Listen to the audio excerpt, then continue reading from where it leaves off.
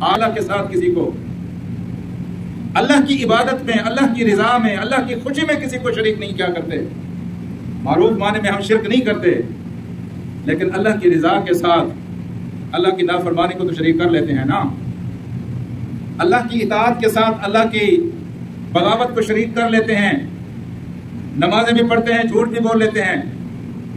نمازیں بھی پڑھتے ہیں، دھوکے بھی دے ڈالتے ہیں،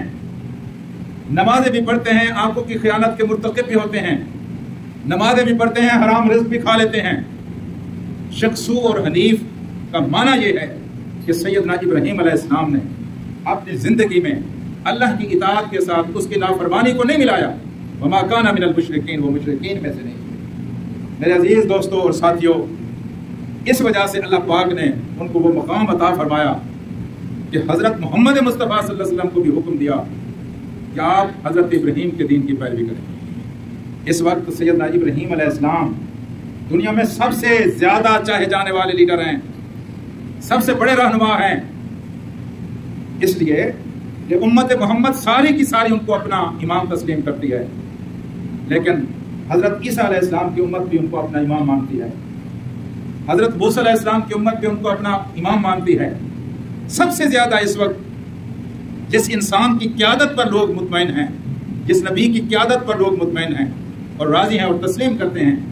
وہ سیدنا ابراہیم علیہ السلام کی قیادت ہے۔ اللہ کے اس عظیم اور جلیل القدر نبی کو اپنی مشیت کے تحت اللہ تعالیٰ نے بڑی آزمائشوں سے گزار کر انسانوں کو یہ درس دیا ہے کہ ہمارے ہاں مقام و مرتبہ قربانی کے بغیر نہیں ملتا۔ اس راستے میں جو جتنی قربانی دے گا،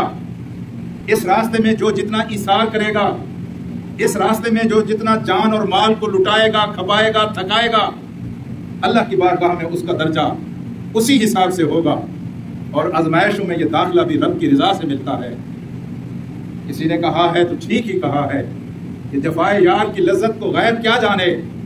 تیرا کرم کے چنا مجھ کو امتحان کے لیے۔ اے اللہ تعالیٰ، تو نے اگر مجھے امتحان کے لیے چنا ہے تو اس امتحان کو دیتے ہوئے اور قربانیوں کے اس راستے پر گزرتے ہوئے جو تکلیفیں آتی ہیں وہ تو ہیں سو ہیں، لیکن وہ جو لذت کہ تیرے دیے ہوئے درد ہیں،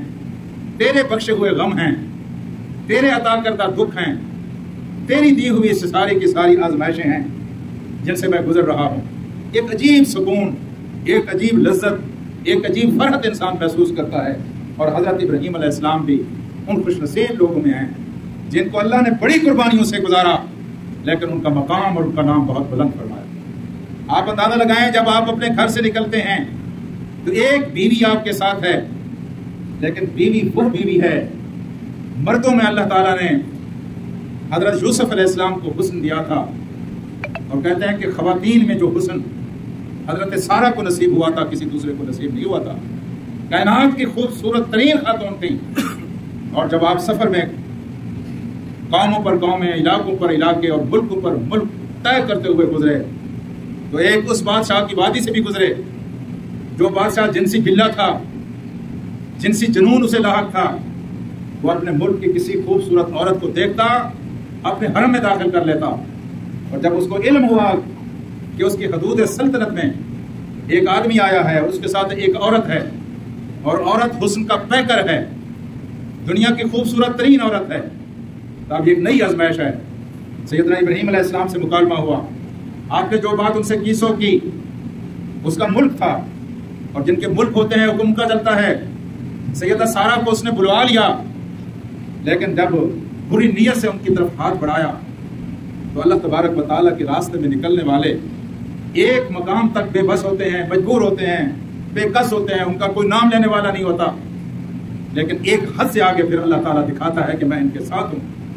چنانچہ بادشاہ نے ہاتھ بڑھایا سیدہ سارہ کی طرف، ہاتھ وہاں پکڑ لیا گیا، چیخا، بخاری شریف کی روایت ہے، چیخا اور التماس کی کہ سارہ دعا کرو، میرا ہاتھ چھوٹ جائے تو میں کچھ نہیں کہوں گا۔ سیدہ سارہ نے دعا کی، ہاتھ چھوٹ دیا، لیکن جنسی جذبات کا اتنا غلبہ تھا، سیدہ سارہ اتنی خوبصورت اور حسین تھی، اس نے دوبارہ ہاتھ بڑھایا، اب پہلی شدت سے زیادہ شدت کے ساتھ اس کا ہاتھ پکڑ لیا گیا، پھر یہ تڑپا اور اس نے دعا کی درخواست کی، حضرت سارہ نے دعا کی اور اس کا ہاتھ چھوڑ دیا۔ तीसरी मरतबा भी उसने यही हरकत की, लेकिन ये आखिरी मरतबा थी हरकत उसकी कि इसके बाद इसने हजरत सारा को वहां से रवाना कर दिया, लेकिन हजरत सारा के साथ इसने हजरत हाजरा को भी तोहफे में दे दिया। और जिन लोगों ने बताया था कि ये खूबसूरत औरत आई है, उनको ये कहने लगा कि ये इंसान नहीं है, ये कोई जिन्नों का बादशाह था जिसको तुम मेरे पास लेके आए हो। और जब सैयदा सारा